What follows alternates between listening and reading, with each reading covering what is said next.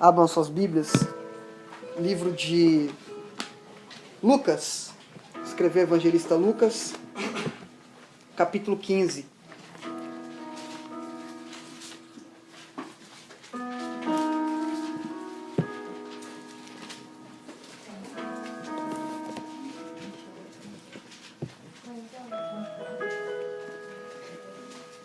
Lucas capítulo 15.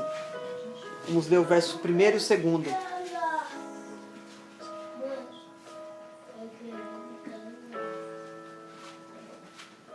Versículo 1 diz assim: E chegaram a ele todos os publicanos e pecadores para ouvir. E os fariseus e os escribas murmuravam, dizendo: Este recebe pecadores e come com eles? E ele lhe propôs esta parábola. Até aqui. Estava meditando nessa palavra riquíssima que o evangelista Lucas destaca de uma forma tão especial. Essa parábola que se resume em 3 partes, aí é uma trilogia da parábola, elas vão ter muitas coisas que nós vemos a vida toda, muitas coisas que nós ouvimos. Essas histórias nós sabemos de cor, desde da escola bíblica com as crianças a gente já aprendeu. A ovelha perdida, a dracma perdida e o filho perdido, ou o filho pródigo. Nessa manhã eu queria falar um pouquinho de cada uma, mas eu quero focar no filho perdido. Mas antes da gente entrar no filho perdido, eu fiz questão de ler esses versículos que quase nunca a gente lê quando vê essas parábolas. A gente vai direto para a parábola.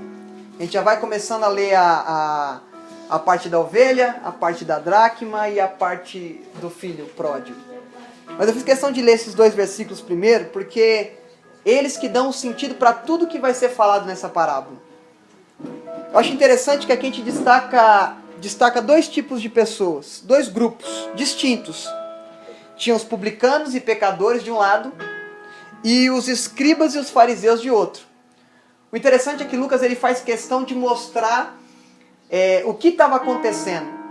Lucas, como historiador, ele faz questão de se isentar e mostrar o fato, para que quem estivesse lendo esse evangelho pudesse entender o que estava acontecendo.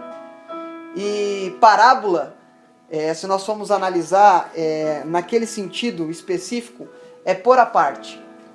O que Jesus estava querendo fazer ali? Colocar à parte uma história para trazer para a idade mental daqueles homens, e espiritual daqueles homens, verdades que eles não conseguiam entender somente através da palavra. Então o Senhor faz questão de propor uma parábola para que eles entendessem. Ele coloca uma história à parte, faz um recorte para mostrar uma verdade maravilhosa nessas 3 histórias. O interessante é que a gente viu aí que tem 2 tipos de grupos, separado por 4 tipos distintos aí. Tem o publicano, o pecador, o escriba e o fariseu. O publicano era um judeu que ele tinha por ofício cobrar e coletar impostos. Ele trabalhava para o império daquela época, que era o Império Romano. Então ele tinha nas suas mãos o poder dado por Roma para cobrar o imposto. Só que os publicanos eram mal vistos naquela época, porque além de fazer isso, que era ruim, porque a nação de Israel está sendo subjugada por Roma e tinha que pagar tributo, além disso eles defraudavam. Além disso eles colocavam uma porcentagem a mais para eles enriquecerem. Então eles eram mal vistos pela sociedade. Mas o interessante é que eles colocam publicano e pecador na sequência, porque era a ótica dos fariseus. Lucas está mostrando a ótica dos fariseus nessa parábola. E quando coloca o publicano e o pecador, o publicano ele tinha um crachá. Eu trabalho para Roma, eu sou cobrador de imposto, eu tenho um uniforme que eu visto todos os dias para trabalhar, eu tenho uma credencial que vai me fazer entrar e sair de alguns lugares como funcionário de Roma. Mas e o pecador? Como é que eu consigo olhar e já falar que é pecador? Como é que eu consigo bater o olho e falar, esse é pecador, e estar junto com o publicano? Sendo que quem estava fazendo essa análise não era Jesus, não era Lucas. Eram os fariseus e os escribas que estavam naquela parábola ali, ouvindo aquela parábola. Os fariseus, eles tinham o costume de se justificar na injustiça do outro. Eles faziam o que a lei tinha, tudo que a lei prescrevia que eles dissessem, mas eles se valiam de servir a lei, de viver a lei, para se achar superior a quem não seguia na totalidade a lei. Aí, o interessante é que Jesus cita eles como sepulcros caiados, que é muito bonito exteriormente, mas dentro está morto. Que fazia para as pessoas verem o que fazia, mas não tinha verdade no que faziam. Porque não adianta a gente fazer o que é bonito para as pessoas verem, mas eu não tenho verdade naquilo que eu estou fazendo. Jesus, ele pega essa parábola para esmiuçar os fariseus e mostrar para eles um amor incondicional. Ele começa a citar a ovelha perdida com uma pergunta. Ele fala: qual é o pastor ou qual é o homem que, tendo 100 ovelhas e uma escapa, uma foge, não deixa essas 99 no lugar seguro e vai atrás dessa uma? O que ele está fazendo aqui? Jesus está mostrando como era importante o amor do Pai, que ele não se deixava ser levado pela quantidade que ele já tinha. Porque se a gente for fazer nos dias de hoje, já que eu perdi uma, eu tenho 99, e essa uma não vai fazer diferença. Porque eu já tenho 99, é só mais uma que eu perdi. Eu vou cuidar para que essas daqui que eu tenho aqui não fuja. Mas essa já foi, deixa para lá. Mas Deus mostra através do seu Filho que o amor de um pastor, o amor de um pai, que a gente vê lá em Salmo 23, o Senhor é meu pastor, de nada eu terei falta. O amor que ele estava sentindo aqui por aquelas almas que estavam ouvindo ele, era muito maior do que as 99 que estavam no lugar seguro, que se estavam tranquilas. Ele tinha amor por essa uma que saiu, que errou, que se distanciou, porque ela se distanciou das demais. Ela se destacou, mas não se destacou da forma correta, se destacou da forma errada. Ela saiu do caminho, ela saiu do lugar. Aí ele fala: qual é o pastor que, vendo essa ovelha sair, não vai atrás? Porque há mais gozo no céu por um pecador que se arrepende do que um justo que não precisa de se arrepender. O que Jesus está falando aqui? Eu sinto mais prazer naquele que falha e entra na minha presença e fala: Senhor, eu falhei, mas eu quero te ouvir. Senhor, eu errei, mas eu quero te ouvir, do que aquele que não errou e se acha superior por não ter errado. Porque Deus não tem prazer nesses que se vangloriam de si mesmo. Deus tem prazer naqueles que assumem a sua natureza e as suas falhas. Porque não é feio errar, todos nós erramos. O feio é você não admitir que você errou e entrar no lugar de arrependimento. Porque o lugar de arrependimento vai te levar para uma reconciliação com o Pai, para uma reconciliação com Deus. E Deus está esperando você entender os erros que você cometeu, que eu cometi, chegar num lugar de arrependimento e falar: Senhor, eu não mereço. Eu não era nem para estar aqui, mas eu quero te ouvir.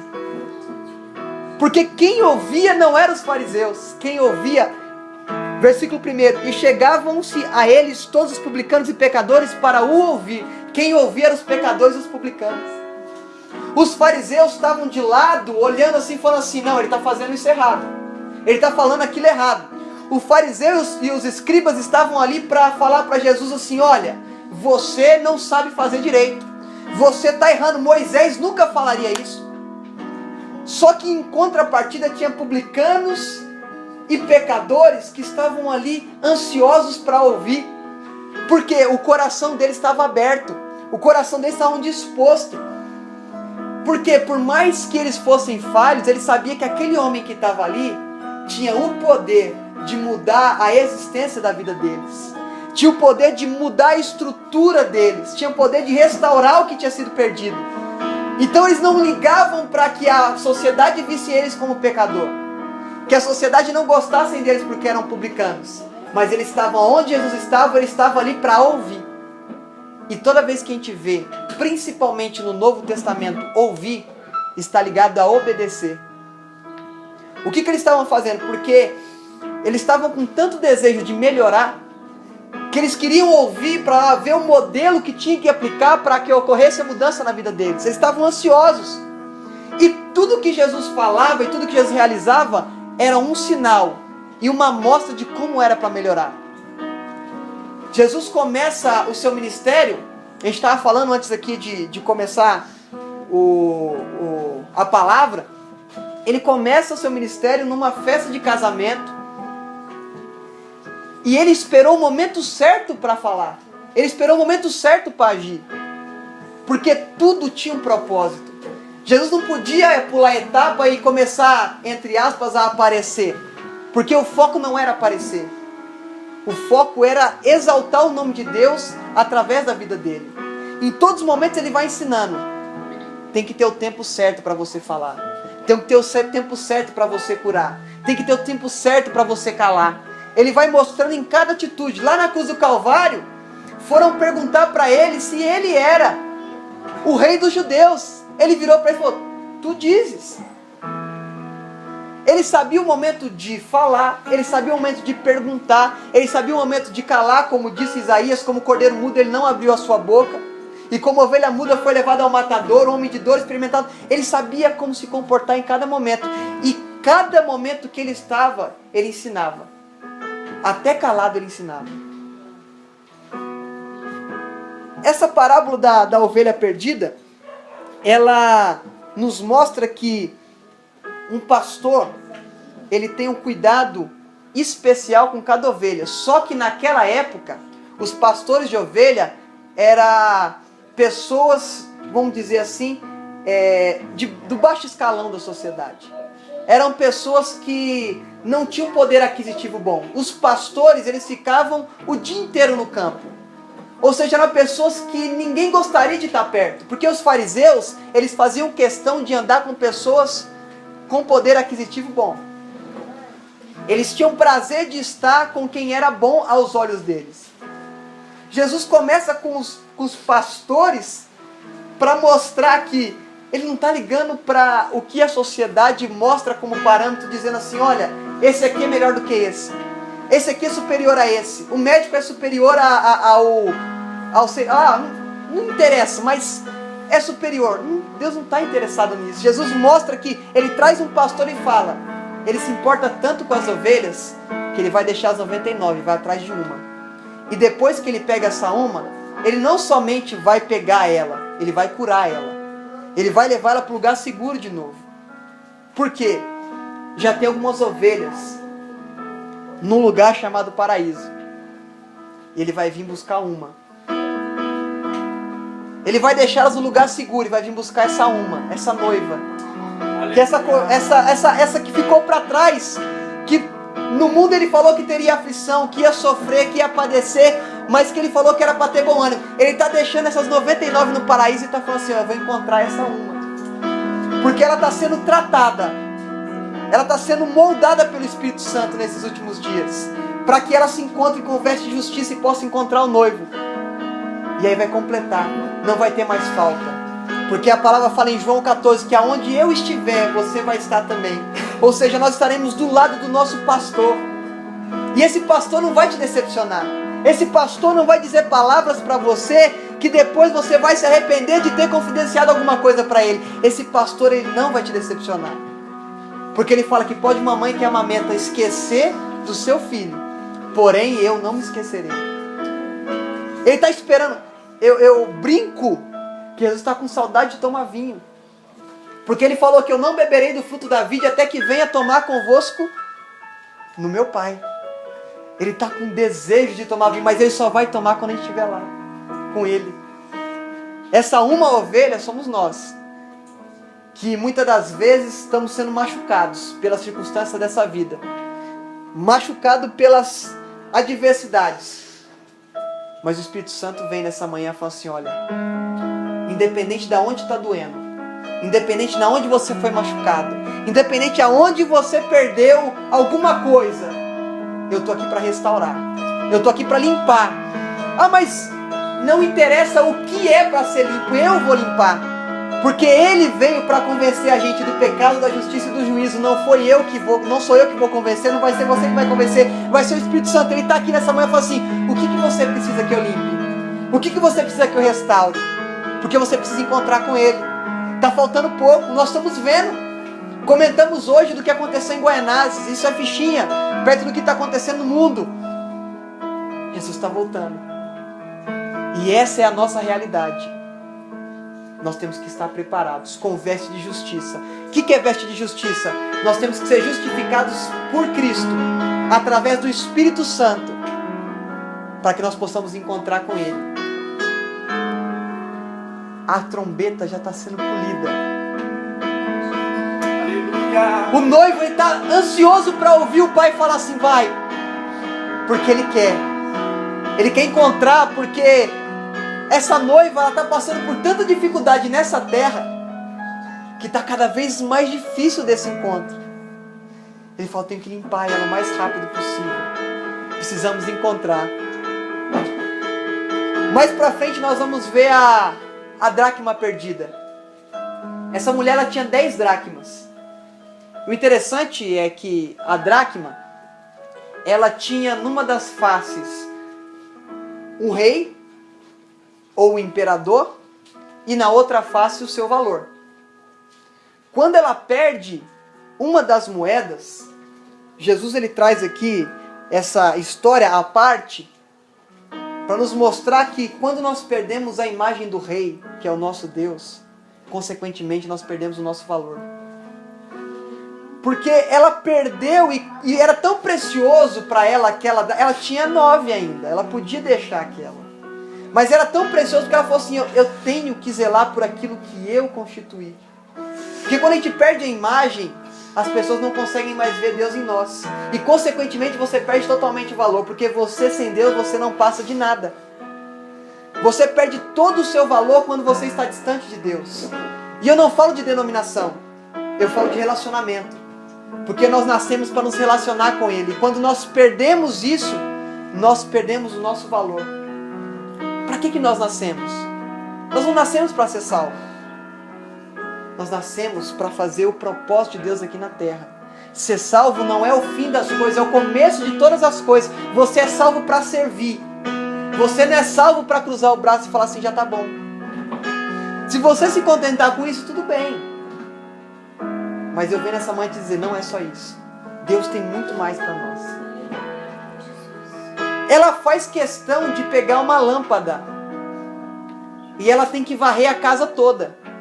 Já reparou que quando você perde alguma coisa, você vai em lugares que você nunca foi.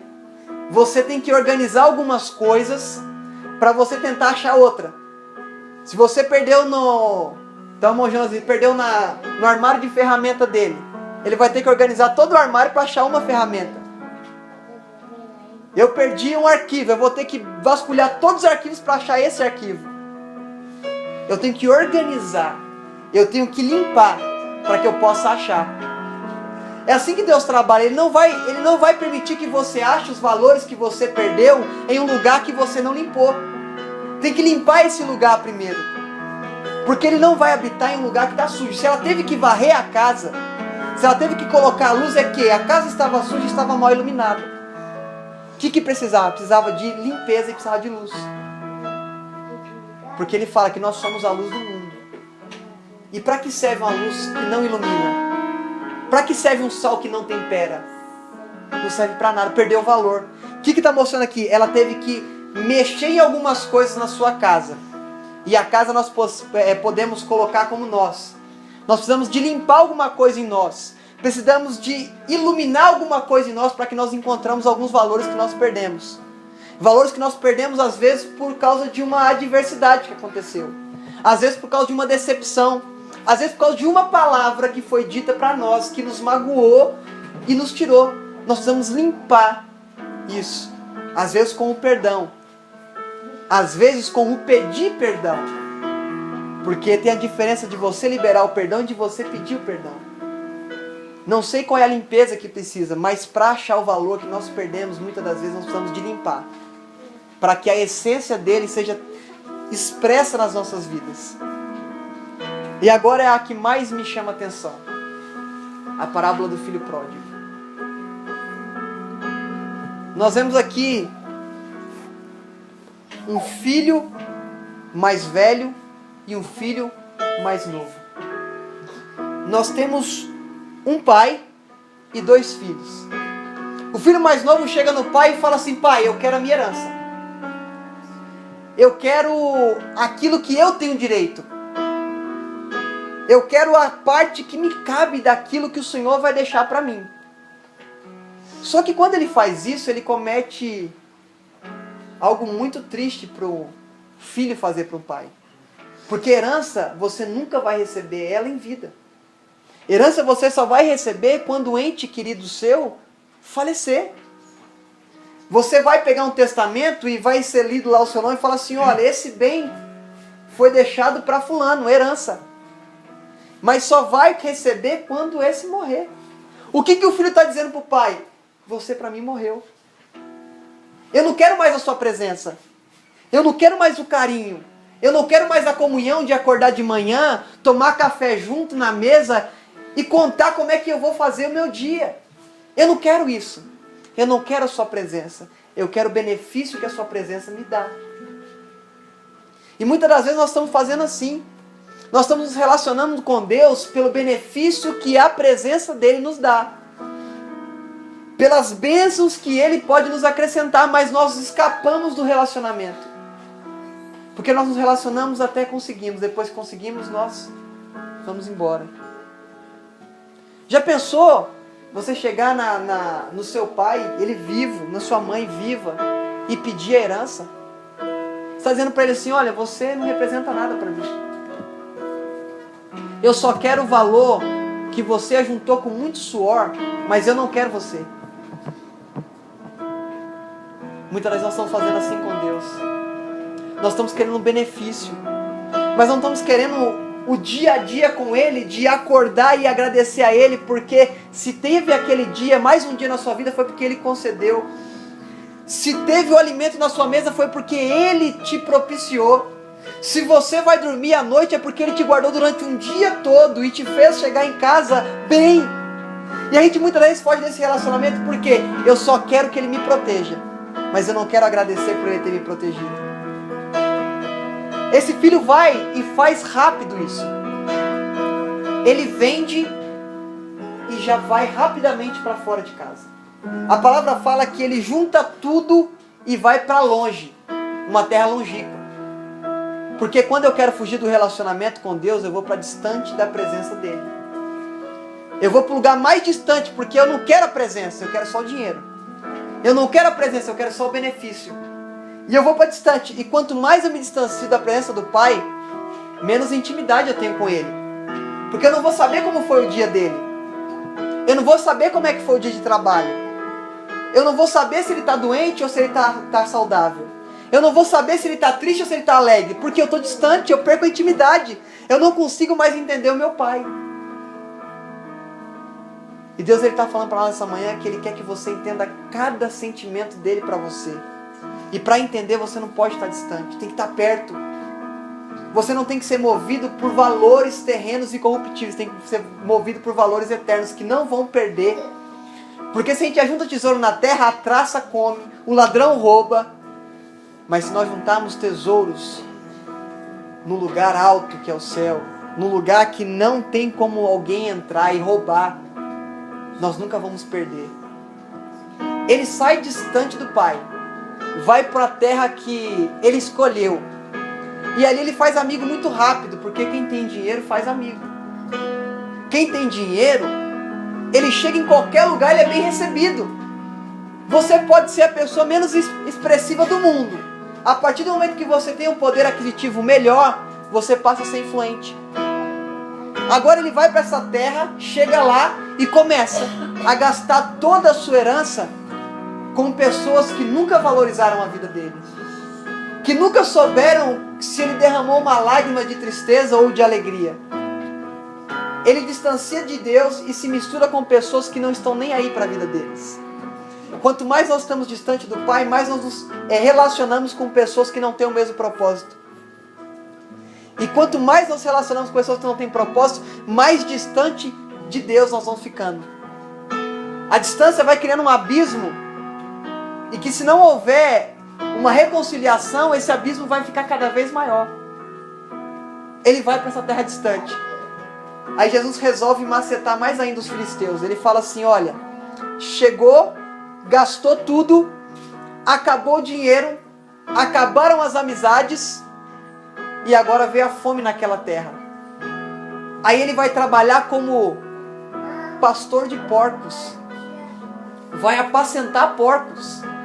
Para o judeu era a escória aqueles que apacentavam porcos, porque o porco era um animal que, para o ritual judaico, pela lei de Moisés, era um animal impuro. Jesus faz questão de dizer que aquele filho foi apacentar porcos.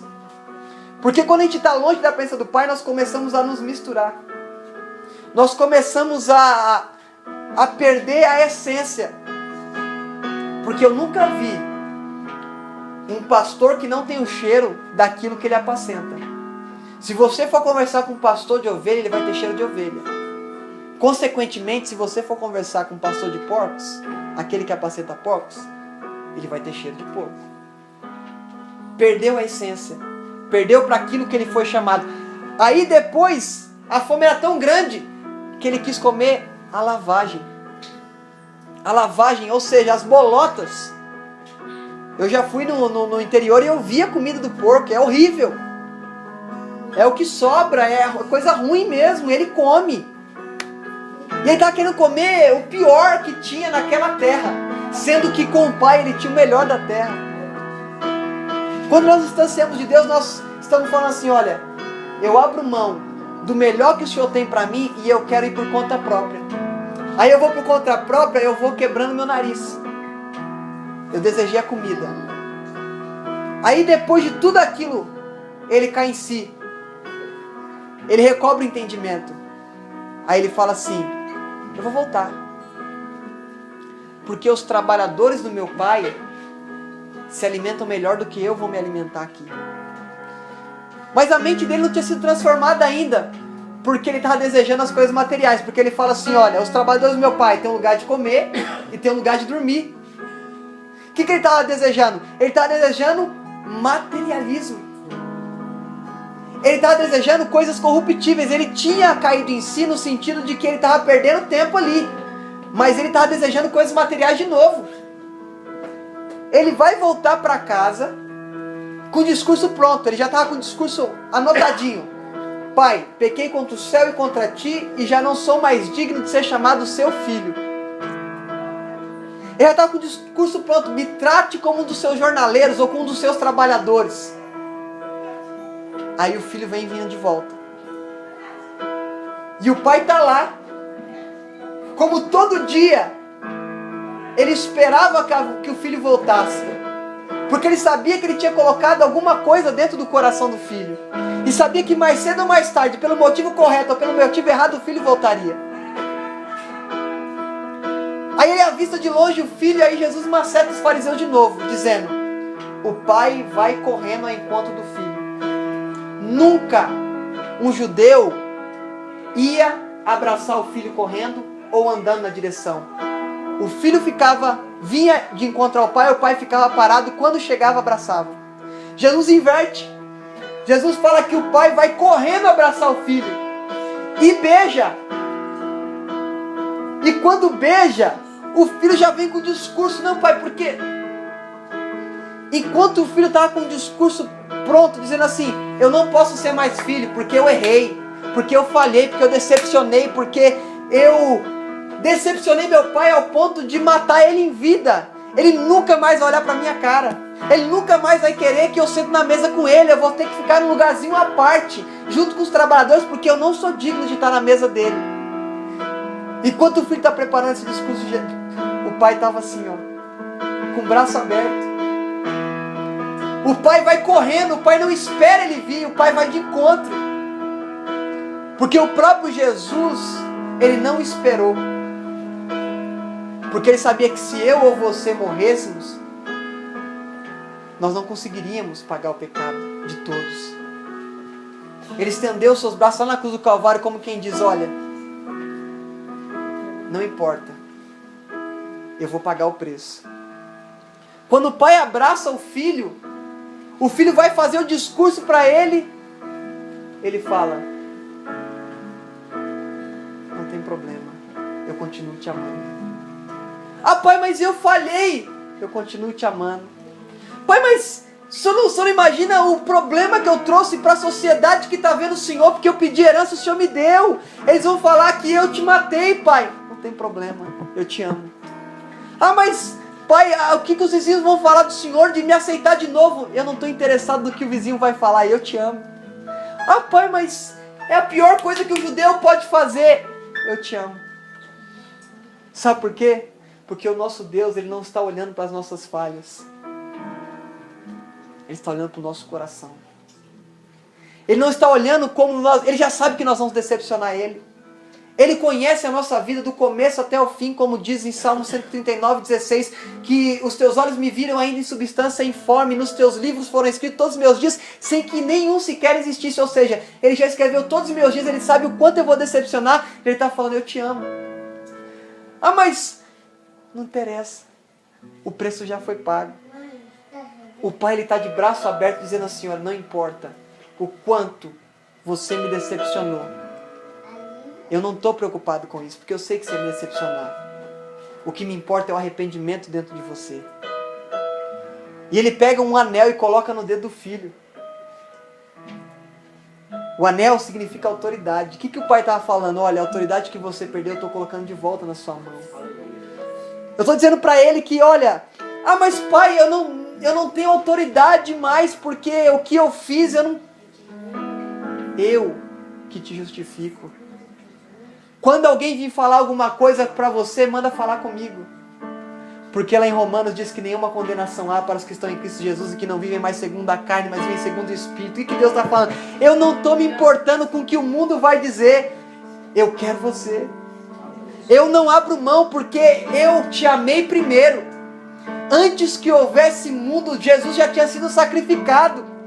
Ele é o Cordeiro, Ele é o primogênito dos mortos. Ele já tinha sido crucificado antes da fundação do mundo, porque Deus já sabia que você e eu ia pecar, que Adão e Eva iam pecar no paraíso. Ele já preparou o Cordeiro antes. E lá em João 3,16, o textuário da Bíblia, porque Deus amou o mundo de tal maneira que deu. Ele não cobrou um preço, Ele deu. Ele não chegou a você e falou assim, ó, faz isso para você merecer aquilo. Não, Ele deu. Ele deu dizendo assim, olha, é maior o preço que Ele vai pagar por você do que tudo que você vai sofrer. Quando você estiver triste, lembra, Ele te amou primeiro. Quando você decepcionar Ele, que for para o lugar de arrependimento, dizer, Senhor, eu quero me arrepender, eu quero me aproximar do Senhor de novo, mas eu não sou digno. Ele vai te lembrar que Ele te amou primeiro. E o amor dele nos constrange ao ponto de falarmos assim, Senhor, eu não acredito que o Senhor continua me amando, mesmo eu fazendo tudo isso.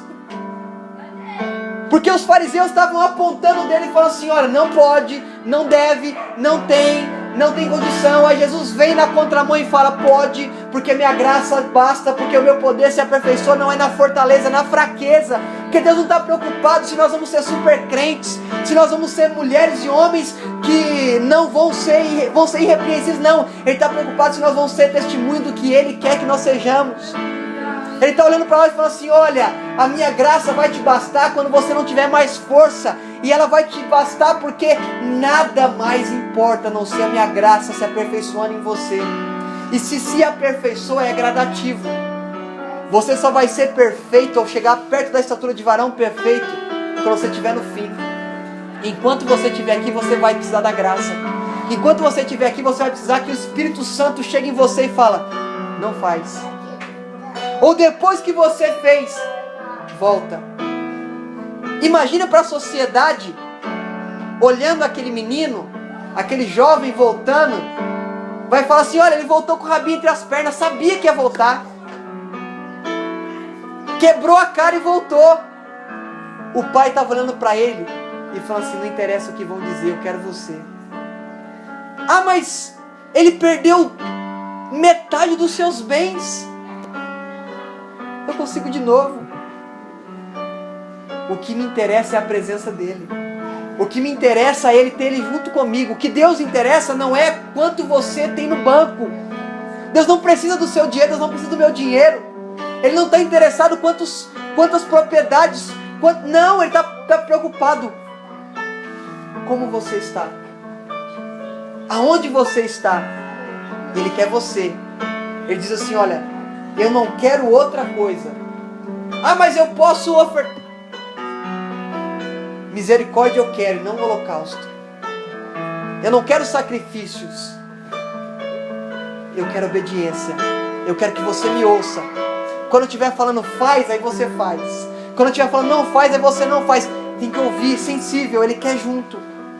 Não adianta nós passarmos a vida inteira fazendo coisas que achamos que é para Deus e chegar no fim das nossas vidas e entender que aquilo não era para Deus. Porque nós não paramos para ouvir. Vamos fazer um cenário aqui, vamos supor que Deus está fazendo um atendimento aqui nessa manhã. Ele deu uma folha em branco para cada um. E em meia hora Ele vai atender cada um. E aí você vai chegar na presença dele. Como é que você vai entregar essa folha? Cheia de coisas que você vai escrever rapidinho. Senhor, eu preciso disso. Olha, eu quero isso. E chegar a entregar para Ele? Ou você vai chegar com a folha vazia e anotar tudo que Ele tem para você? Qual vai ser a nossa atitude? O Senhor não quer que você chegue com coisas para Ele, porque Ele já sabe o que você precisa. O Senhor quer que você chegue na presença dEle e fala, Abba, Pai, fala. Samuel só ouviu o que Deus tinha para ele depois que Ele falou, fala que o teu servo ouve. Quando ele se prontificou a ouvir, ele recebeu toda a revelação que Deus tinha para a vida dele toda. Porque aquele contou para Eli foi uma parte, mas Deus revelou tudo para Samuel quando ele era criança, quando ele falou, fala que o teu servo ouve. Deus foi mostrando para aqueles que têm sensibilidade. É momento de nós chegarmos na presença de Deus, não mais com uma folha de pedidos. Nós chegarmos na presença do Senhor e falar assim, Senhor, o que o Senhor quer para mim? É um momento gostoso esse começo de ano que a gente faz vários planos, né? É o momento de você chegar para o Senhor e falar assim, qual é o plano que o Senhor tem para mim? Porque quando a gente vai naquele ativismo de fazer planos e fazer metas e estratégias, como eu vou fazer o meu 2016 ser próspero, maravilhoso e abençoado, nós esquecemos de perguntar para o Senhor, o que o Senhor quer que eu seja nesse 2016? O Senhor quer que eu ajunte fortuna? Ou o Senhor quer que eu esteja na Tua presença? O Senhor quer que eu tenha agendas e mais agendas ou que eu esteja na Tua presença? O que o Senhor quer? O Senhor quer que eu fale ou o Senhor quer que eu cale? O Senhor quer que eu aconselhe ou que eu seja aconselhado? É o momento da gente chegar para o Senhor e deixar que Ele fale. Que eu morra para mim mesmo. Que eu morra para a minha vontade, para que a vontade dEle cresça. João, abre João 3:30.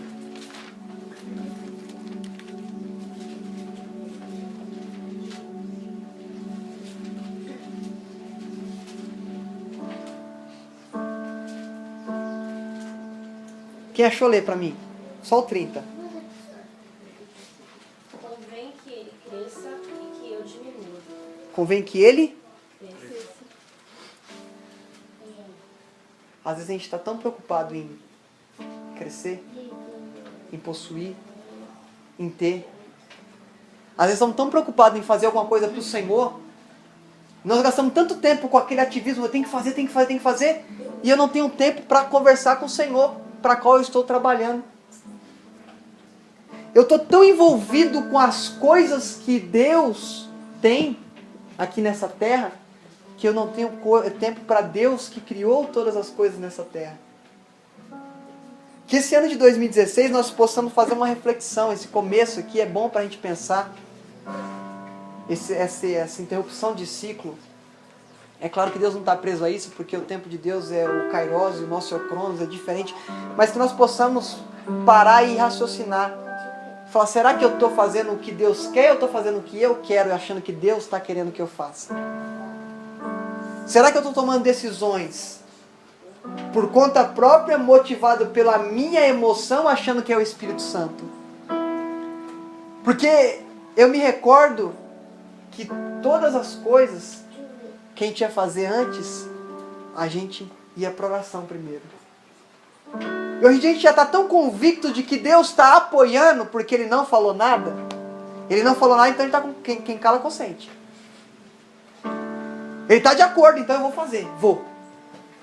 Aí você faz, não era o que Ele quis, você tem que voltar e fazer do jeito certo de novo. Em vez de perder tempo consertando, vamos ganhar tempo ouvindo. Porque o Pai está falando assim, eu te amo. E não importa se você perdeu tudo que eu te dei. Eu te dou tudo de novo para ter você do meu lado. Ah, mas quanto tempo vai demorar? Não importa o tempo. Porque um dia para o Senhor é como 1000 anos e 1000 anos é como um dia. Para Ele esse tempo aqui, para Ele é nada. Ele é atemporal.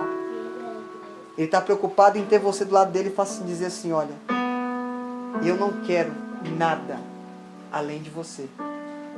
Porque Ele é dono do ouro e da prata. Ele não precisa de ouro e prata. Ele criou tudo. A terra era sem forma e vazia. E o Espírito do Senhor habitava e pairava sobre a face das águas. Ele criou tudo. Através da palavra, através de Cristo. Ele não precisa de nada. Mas Ele faz questão de você. Faz questão de mim. E Ele nessa manhã fala, eu te amo incondicionalmente. Eu quero você perto, independente do que você perdeu. Independente dos valores que você deixou de lado. Eu quero você. O Senhor nessa manhã, o Júnior já até começou a tocar. Mas eu queria, que bom saber que és meu Pai.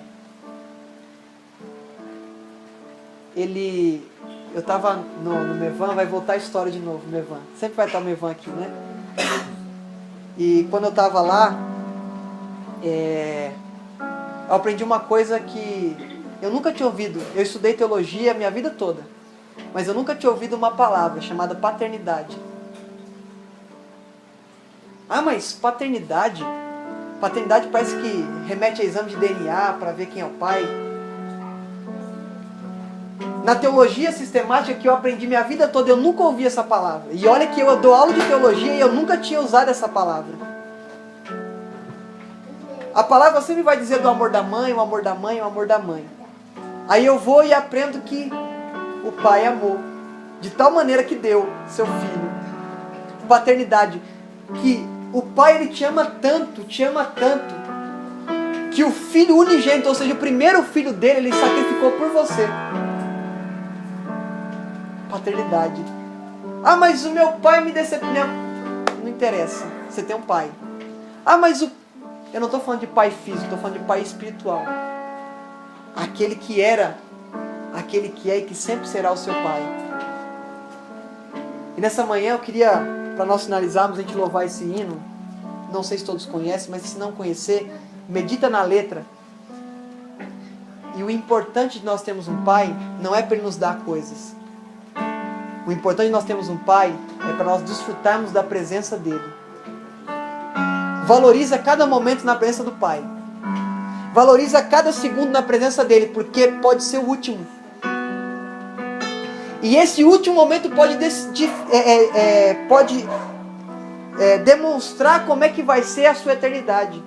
Pode ser que seja nesse último momento com o pai o decifrar da sua existência.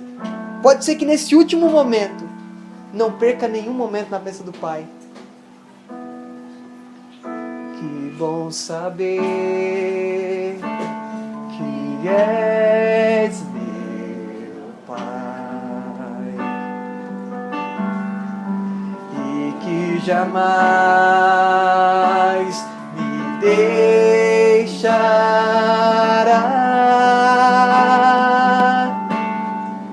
Que bom saber que és meu pai e que jamais me deixarás.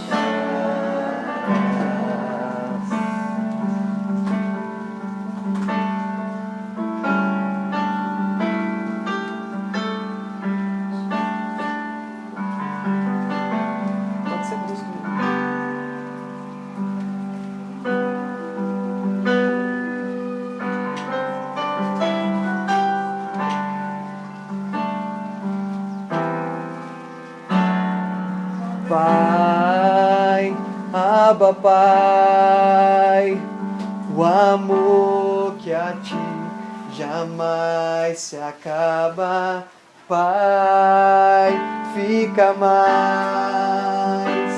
O amor que achei jamais se acaba, Pai, Abba, Pai,